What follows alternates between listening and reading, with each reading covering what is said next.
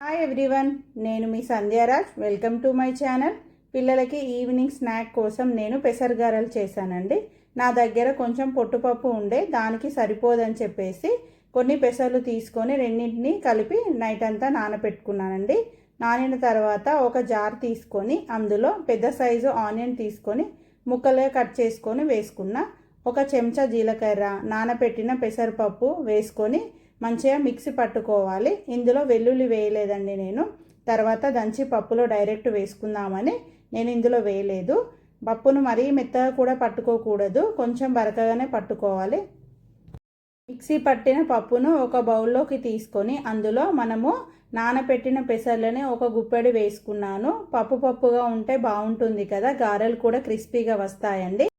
Next అందులో మెత్తగా దంచుకున్న వెల్లుల్లి వేసుకున్నాను. మనం పప్పు పట్టేటప్పుడే వేసుకోవచ్చు, చాలామంది అలాగే వేస్తారు వెల్లుల్లి. ఇందులో రుచికి సరిపడా సాల్ట్, ఒక చెంచా కారం, కరివేపాకును నేను ఎక్కువగానే వేసుకున్నానండి. మీరు చిన్న చిన్నగా కట్ చేసుకొని కూడా వేసుకోవచ్చు. కొత్తిమీర వేసి మొత్తం కలిసేలాగా కలుపుకోవాలి. సాల్ట్ ఎలా ఉందో చెక్ చేసుకోండి. నెక్స్ట్ ఒక కవర్ పైన వాటర్ పెట్టుకొని చిన్న చిన్న ఉండలుగా తీసుకొని రౌండ్గా గారెలు ఒత్తుకోవాలి.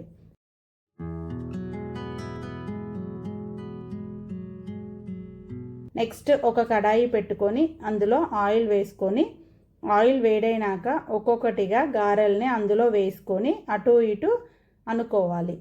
అంతే, అతకకుండా చూసుకోవాలండి. ఈ గారెలని రెండు వైపులా మంచిగా ఫ్రై చేసుకొని తీసుకొని పక్కన పెట్టుకోవాలి.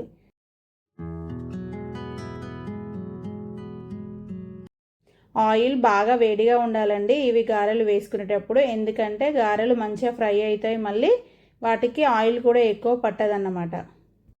నేను 3-4 ఆయిల్ చేసుకున్నానండి. నెక్స్ట్ వాటిని ఒక ప్లేట్లోకి తీసుకొని తినేయడమే. ఈ గారెలు మనకి నాన్ వెజ్లోకి చాలా బాగుంటుంది. చికెన్ లేదా మటన్ చేసుకున్నప్పుడు ఒకసారి ట్రై చేయండి.